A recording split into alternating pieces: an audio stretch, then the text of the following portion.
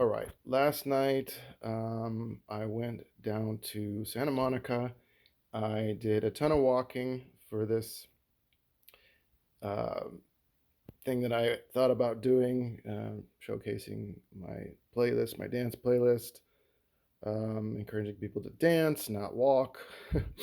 Anyway, I ended up dancing on the Santa Monica Pier for like an hour. I put in over 10,000 steps. Woke up this morning, I was crampy and had a headache. And that's doesn't usually happen for me, and I know why. So what I'm going to show you guys is how you would recover from a day like that. Now, most people won't have that kind of day. Maybe you do every day. More important that you might want to pay attention to this. So your body gets depleted of sodium when you move and when you sweat. Um, and like, going farther, like if you had diarrhea, even worse. But they have these packets that companies sell. I don't know if you can see this, but it's shows 1,000 milligrams of sodium. That's basically 3 big pinches of salt. Now they have fairly low amount of potassium in relation to that. It should be about 1 to 1, like 1,000 and 1,000. And magnesium. I'm not going to do this because essentially I'm getting this with my Adrenal Coctail, which is orange juice with salt, and some people put in like coconut water for that. But I'm gonna do basically the same thing as the element, which is 3 large pinches, and one eighth of a teaspoon of salt is a pretty large pinch of salt. So I'm gonna do. I usually start the morning with 3, but I'm gonna start the morning with 5 to recover some of that lost salt. I haven't been counting, but anyway, pretty much 5. And in the morning, when you first wake up, you are the lowest on um, sodium in your body. So if you wake up, you're brain foggy, you have a headache, cramps, this is all indicating that you are low in sodium. And so, more of a reason of any time of the day to up your salt intake. If there's ever a time to ingest more salt, it's in the morning. All right, so I usually go about half um, orange juice and half water. But just for the example, I normally would put warm water in there because I like to drink my juice like room temperature. There's more to it than that. Your body requires energy to warm the fluids up in your body. Um, so it's basically less impact on the body if you drink fluids at room temperature. So that's the reason why I usually do it just room temperature. I add warm water, I boil it, add some warm water, and just brings it to basically room temperature. So anyway, that, and then what I usually do, I add. I'm not gonna do it now because it's gonna be kind of a headache.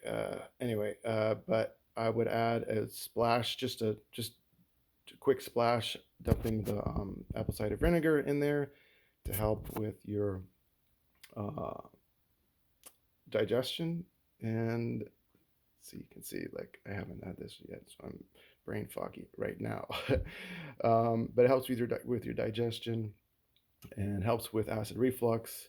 Gives you more acid, which is typically the problem is with that is you have too little acid in your stomach, and the common what they usually tell you is that you have too much acid, so you need an antacid. And the fact is that if you haven't been ingesting enough salt, which is high sodium chloride, the chloride in the salt actually is what helps your body make hydrogen chloride for your digestion. And if you're not getting enough salt, your body isn't making the acid in your stomach to digest your food as well. So having symptoms of acid reflux is typically a factor of not having enough salt in your diet.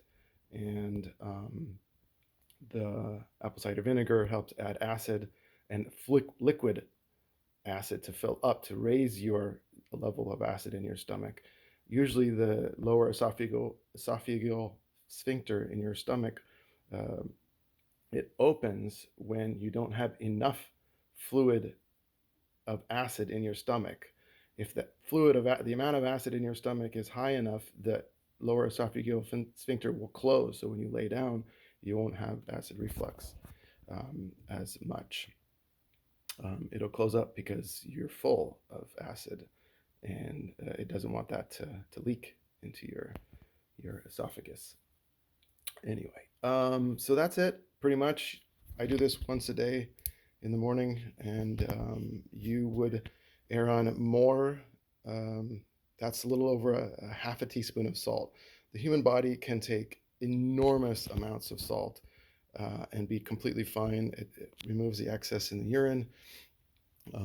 It has an easier time doing that and uses less energy in your body to process more salt. I mean, for sure, it requires less energy to your kidneys require less energy to filter more salt than less. When they have to hold on to salt, when you haven't had enough salt in your diet, it requires more energy to reabsorb the salt and keep the salt in your body than if you had more than enough salt in your body. That it's effortless. It just excretes the excess. So what we've been told is, sadly, and I know it's an inconvenient truth, but what we've been told is a lie about salt. It's actually a potassium deficiency is what's causing the high blood pressure and a lot of the other problems that we face. Because low potassium, and even this has a very low amount of potassium relative to sodium. It should be at least 1 to 1 or 2 to 1, where you have double potassium, because it's potassium that offloads the excess blood sugar. So when we're low on potassium, it's actually preventing us from um, lowering blood sugar in relation to diabetes. So this is all connected: hydration, salt, diabetes. It's all related, and it's something you need to know. So yes, I'm going to enjoy this. I think you should too, especially when you've had a very active prior day or even current day. When you worked out, you sweated a lot, you were outside, hot day around the pool, hot day at the beach, whatever it is, you can correct that and recover much quicker, your muscle recovery, and you'll have less headaches and less brain fog. The number one sign of sodium deficiency is typically brain fog and or cramps would be another one. And like I said before, it's cramps, brain fog, and headaches is typically the main signs of sodium deficiency.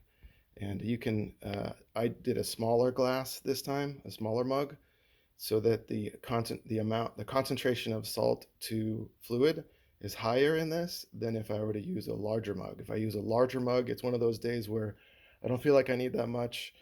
Just do the usual 3, sometimes even 2 eighths of a teaspoon, and like I just use the larger mug because I know I'm pretty good.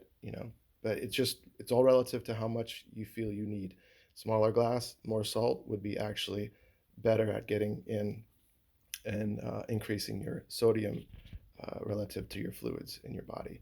So anyway, hopefully that helps someone. Love you all, and if you doubt anything I just said, please do some research. And if I can, I will provide a link of some sort for you guys. Maybe if I can get this on an Instagram story, which I doubt it. It's a little bit long at this point, but I will provide a link probably in a YouTube video when I upload this. All right, take care. Bye for now.